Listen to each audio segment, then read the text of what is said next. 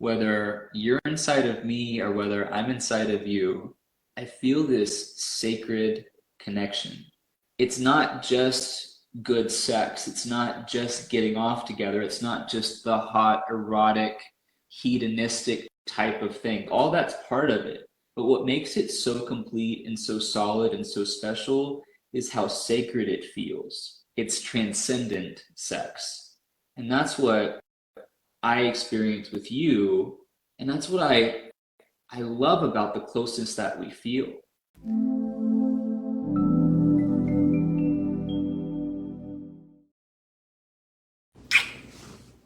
Hello, everyone. Zach Bowles and Andrew Sartori here. We're the co-owners and co-creators of Gay Man Thriving.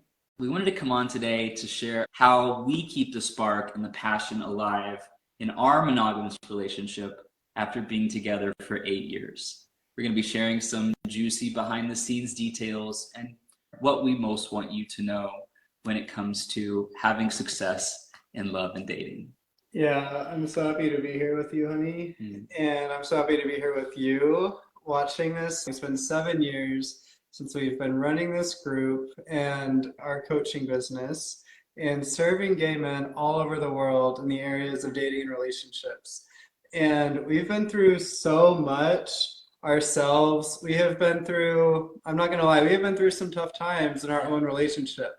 We haven't been posting about all the tough things we've gone through publicly. We've been keeping a lot of things private, and we're at a place now where we feel like we can start talking more, sharing more. And whether you've been in our group for 7 years and you've known us for a long time and you've seen us grow and evolve, or if you're brand new to the group, I just want to say welcome. And I'm excited to talk to you today. Yeah, our goal here today is to spend some quality time with each of you, spend some quality time with each other, and have some fun today. There's a lot of things that we've gone through over the last 8 years. Our relationship has been in many different stages, and it hasn't always been easy to talk about, but we've learned so much from our journey, and I'm so proud of the men that we are today. I'm happier and more fulfilled than I've ever been in my entire life. I feel more connected to myself, and that's what allows me to feel more connected to this amazing man. And I'm so grateful for the passion that we share. It feels like most days feel like the best day ever because of how we're showing up, because of what we've learned, because of how we choose to face ourselves and not bury things under the rug. One thing that I really want to begin with is speaking to how important it is to give ourselves permission to be okay with ourselves and to honor ourselves on this journey. We're going to be talking about some things in this video today that might sound disruptive, that might seem alarming. We've been through a lot together, and the most important thing is we've learned so much along the way. And I think one thing that makes our connection and the chemistry just so ignited is the fact that we don't expect each other to be the person that they were when we first met. I don't expect Andrew to be the man that he was 8 years ago, because he's not, and neither am I. And giving each other space to grow and to breathe and to really figure out who we are on this journey of life is what keeps that newness and that excitement and that novelty alive, which is so important to keep the spark alive. I'll pause there if you want to add anything. I'm just so grateful. I want to second what Zach says. I feel happier and more fulfilled than I ever have as well. We're talking about how we keep the spark alive in a monogamous relationship. And we have tried being open. We have tried a polyamorous relationship. And there's so much talk in the gay community that everyone wants to be open. And we're really happy to show that maybe not. Yeah. Maybe monogamy can be super passionate, super exciting. And I agree with everything Zach said. And I feel like the number one thing for me that I believe is helping us keep the spark alive, and I think Zach and I are both doing this really, really great, is that we are living super, super rich and expansive, amazing lives as individuals. So Zach said, like, every day is feeling like the best day ever. We've been talking about visioning this for years. What does it look like for every day to be the best day ever? and heaven on earth, paradise on earth. And even in my life outside of Zach, everything keeps getting better and better. My relationships with my clients, with my friends, keep getting better and better. I keep meeting new people where the connections are richer and richer and more fun. And it's because I'm working on my own consciousness, I'm working on my own energy levels. And Zach is doing the exact same in his life. I see Zach having so many amazing personal, fun breakthroughs in his personal life that have nothing to do with me. The quality of friendships he's having keep getting better and better. And it's all because of his energy. And it hasn't always been this way. I think we should share a little bit about the journey because we've had to come a really long way to get to this place. There was a lot of codependency in the beginning of our relationship. There was a lot of overgiving and enabling on Andrew's part. And I really took him for granted. And I didn't appreciate and value and respect him in the ways that I've learned to today. Our relationship, in the beginning, it was all fun and joy and sex and connection, but there was also a lot of codependency. And that was quite a journey. Oh yeah, it was. And it was a reflection of where both of us were back at that time. I was someone who was an overgiver. And so for me, it was getting to see, why am I overgiving? A lot of it came down to I wasn't fully valuing myself. I wasn't fully honoring myself and my greatness. I wasn't fully loving myself. I used to feel like my value came from, what am I doing for others? What am I doing so that others are happy? And then if I'm making others happy, then I can feel happy. Yeah. But that's not a way to keep the spark alive. Right. And that energetically triggered me to expect him to overgive because we teach people how to treat us. I can fully own that I was in a place where I expected more generosity. I was in a place where his overgiving nature was something that really energetically pulled out my wanting to be taken care of and entitled energy where I expected Andrew to be of service and to put me first. There was this dynamic really present in our relationship for quite a while. And what we want to speak to you about is that this is an unsustainable dynamic. It was not really serving either of us. When I felt put on a pedestal and prioritized, Andrew overgiving and overserving and overpleasing me, it enabled me and blocked me from being more independent and self-reliant. I became dependent on him,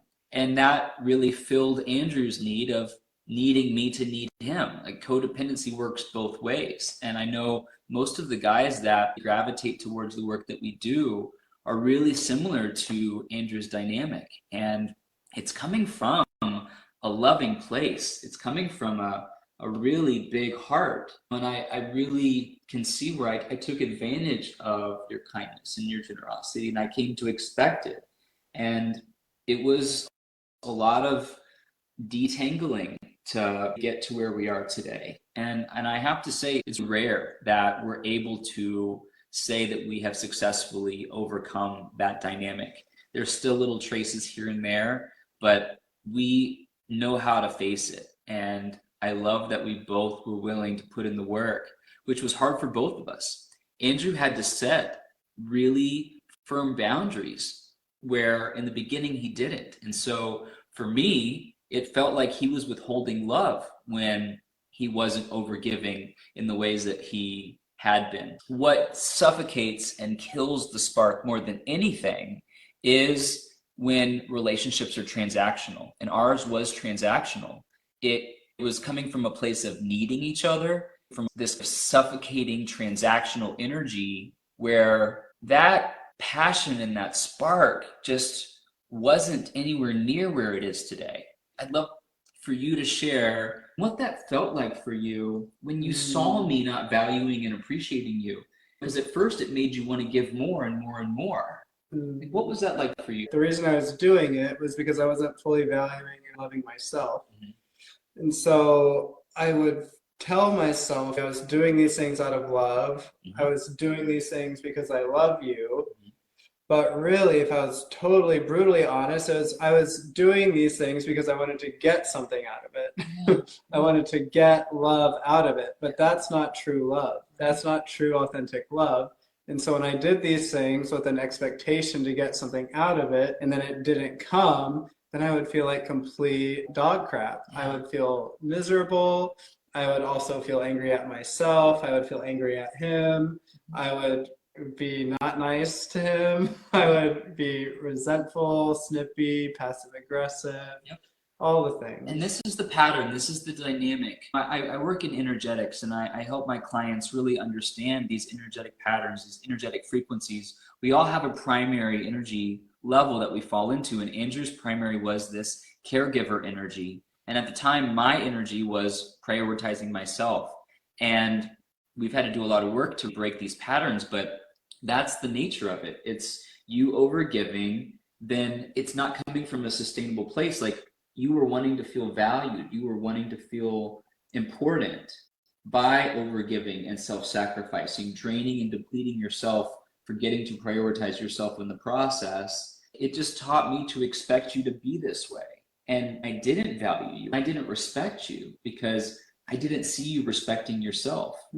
I didn't value you because I didn't see you valuing yourself. And it's really hard to say this today.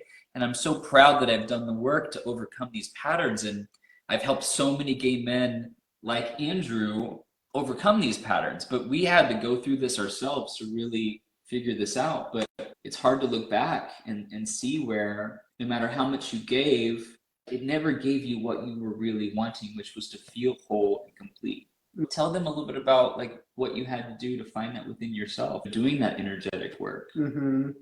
Well, I would not have been able to do it without investing financial resources with amazing coaches. Having people on my team, having people on my side that I knew had my highest interests at heart. I invested in a team of coaches to support me, and Zach did not want me to work with those coaches. No, I saw them exposing me and calling me out. He saw the coaches were Yeah, I felt encouraging me to set new boundaries. and I felt like this person who had been overgiving and enabling me that I had come to expect, I felt that pulling away, and it felt like the end of the world to me. And you see, the work that Andrew had to do was learn how to get underneath what was causing him to not value himself. And he had to get underneath these beliefs and these fears and these doubts, this programming that had made him believe he had to sacrifice himself and overgive and please others to feel valuable and important. And he learned how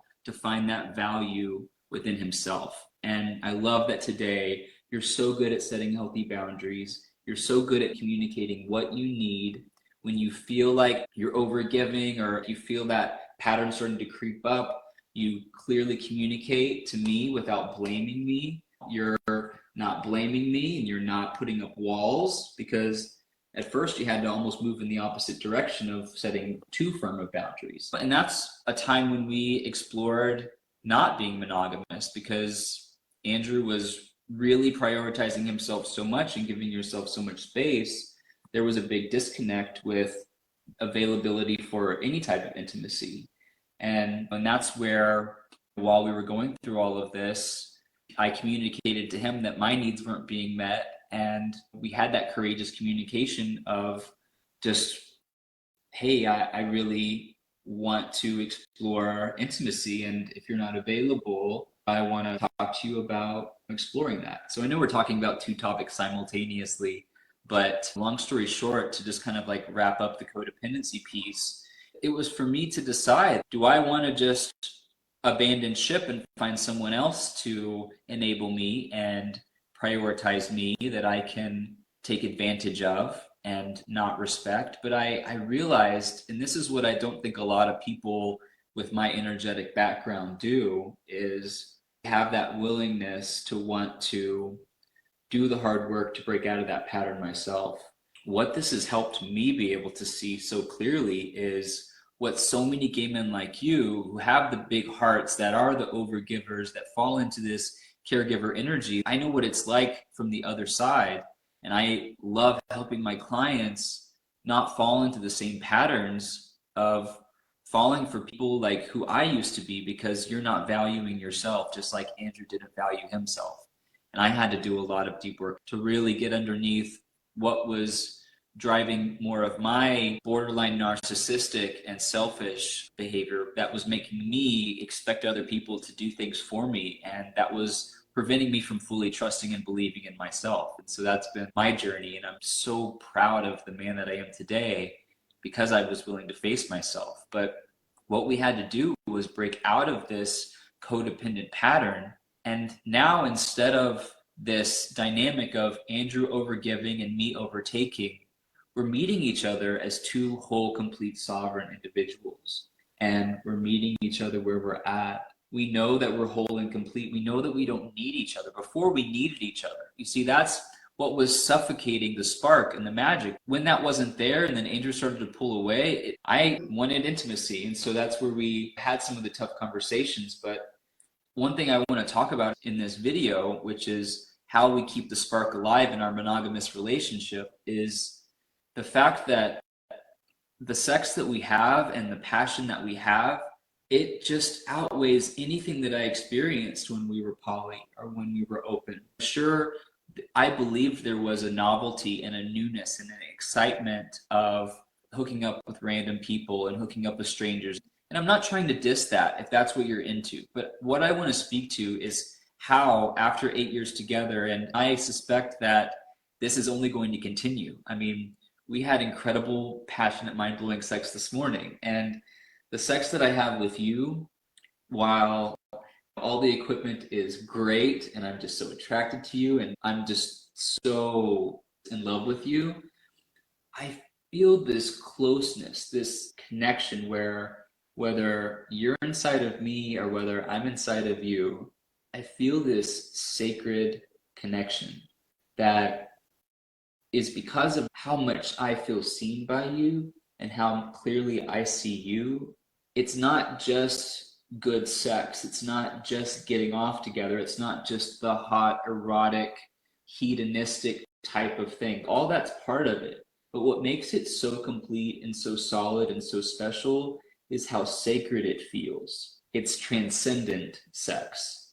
And that's what I experience with you. And that's what I love about the closeness that we feel. I was telling Andrew earlier, there were two guys at the gym today that were cruising me, and I saw one of them naked, and he had a really big you know what. And I think previously, if we were still open or if we were still like feeling disconnected, still in a transactional nature, I would have been really like curious or really felt like I was missing out. But it was just like, I smiled at the guy as he walked by and gave me the sex eyes and the look as he was walking by in a towel. And I saw him look back at me as he walked into the steam room. And I just know that what I have with you feels so special and so complete. And I love that I get to share all parts of myself with you as my person. And I'm so grateful for that. And it's coming from a pure get to.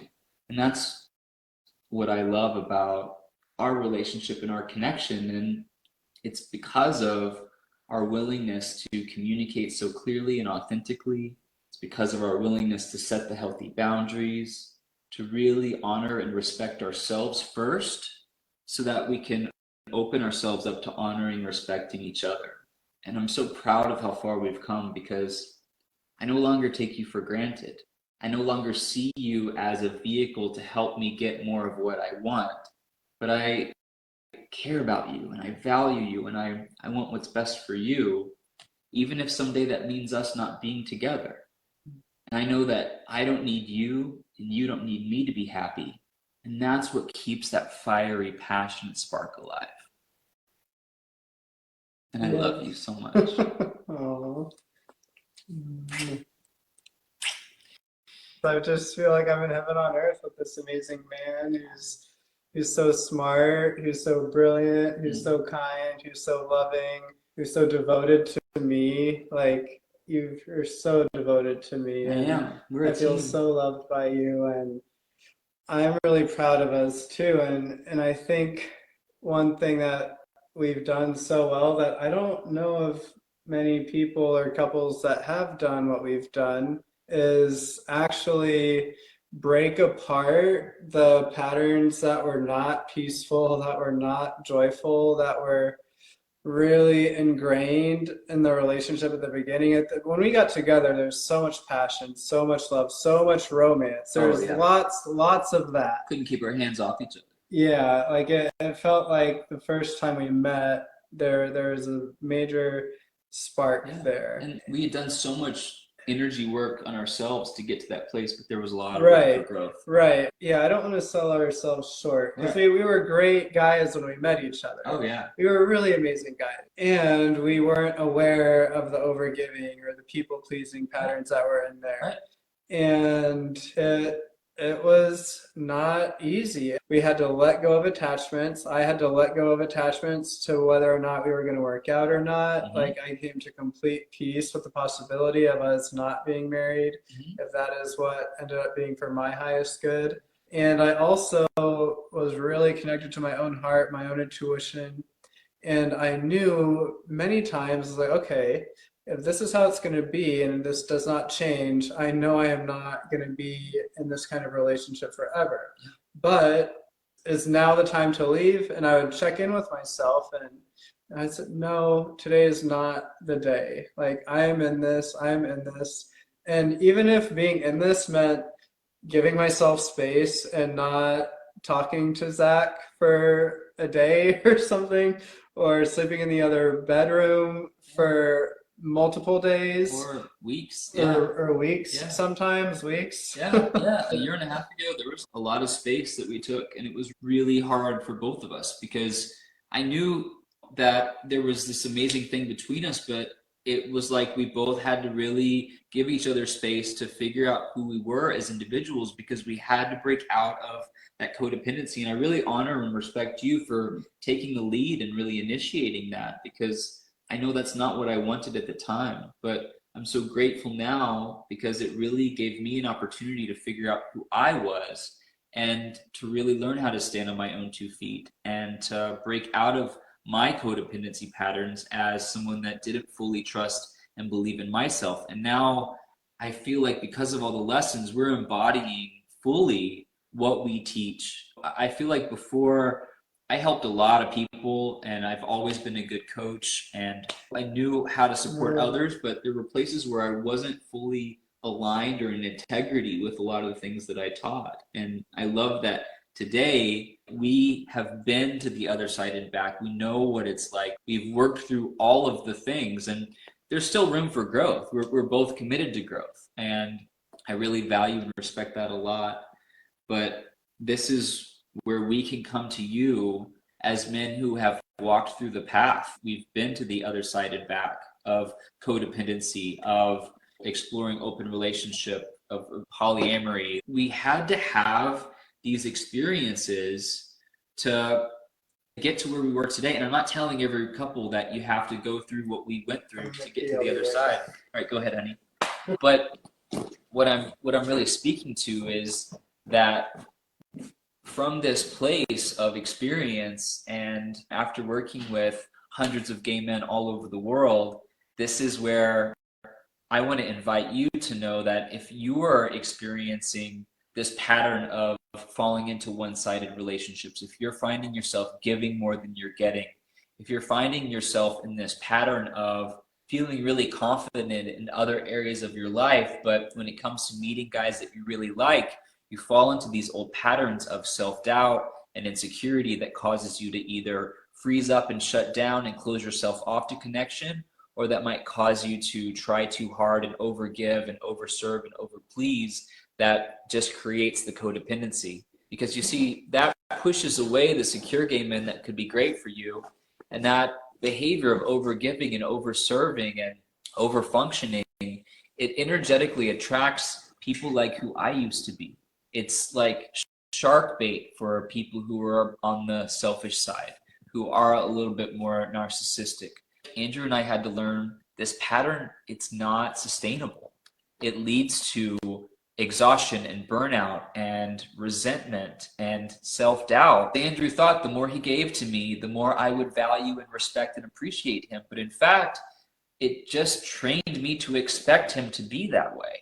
And we had to basically burn down that version of our relationship to be able to have what we have today. And a lot of couples aren't going to survive going through what we went through. We invested hundreds of thousands of dollars in coaching and mentoring to break through this energetic pattern and make it to the other side as a couple, going through what felt like death at times. But what I want to invite you to know is that we've been there and made it to the other side.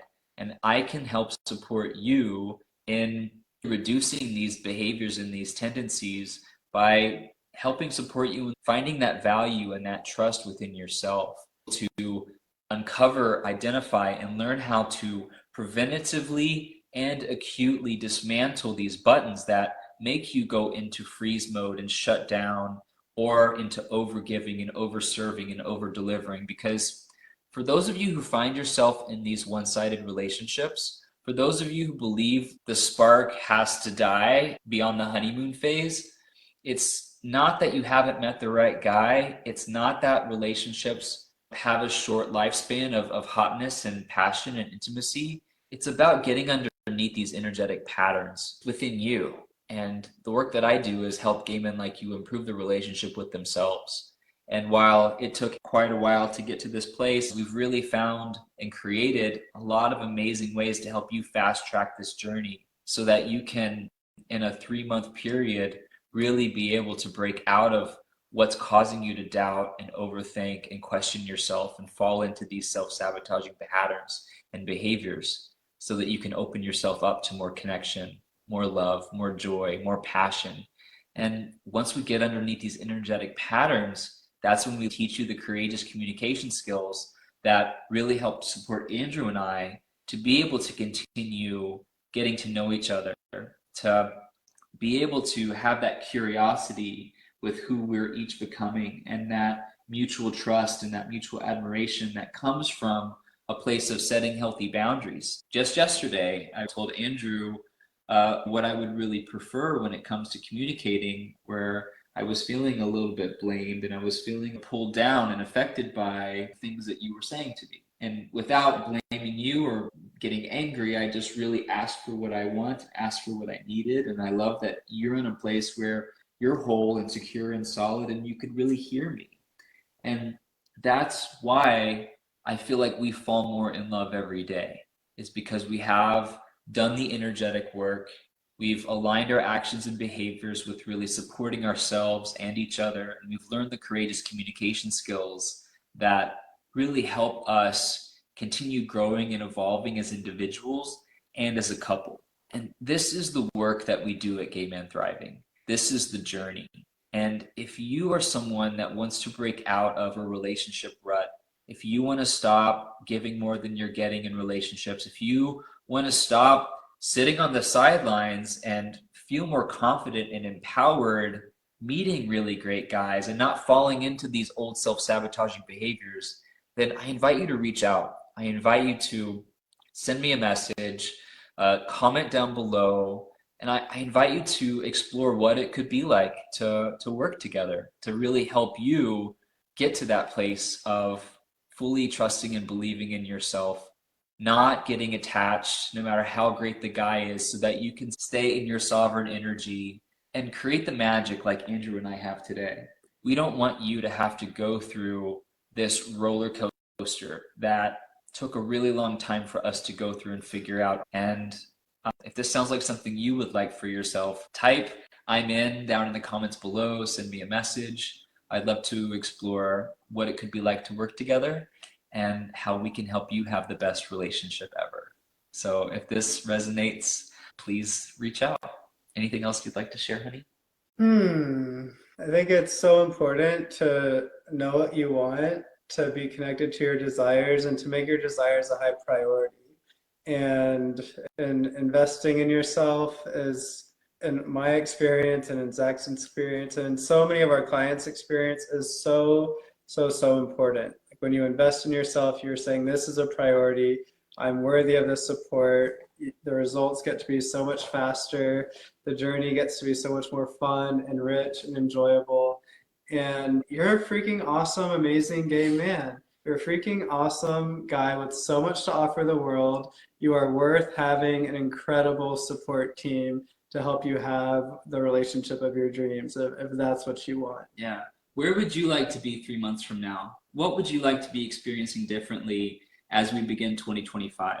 Would you like to be in the same place you are today, falling into the same patterns, wondering what you're doing wrong, wondering what's not working, wondering if things will ever be different, or do you want to really do something about it? Because this isn't for everybody. It's a luxury. It's something to gift yourself. This is for those of you who are living fulfilling lives, but you know there's so much more. You know that you've created success in other areas, but when it comes to love and romance, there's just some missing pieces that you haven't quite figured out yet. This is where you can get that expert support and guidance to really put that awareness that you already have into practice and take it to a whole nother level so that you can have that solid sense of confidence and trust that you can find that loving connection despite all the gay men out there looking for different things, all the people at different stages of coming out. Gay dating and relationships are tough. Gay men are the social group most likely to be single, more than lesbians, straight men, or straight women by far. And there's a lot of reasons to that. And that's why we created Gay Men Thriving 7.5 years ago, to help gay men like you break out of these patterns. And just as much as Andrew and I have grown as individuals and as a couple over this time, so have our processes, so have our services.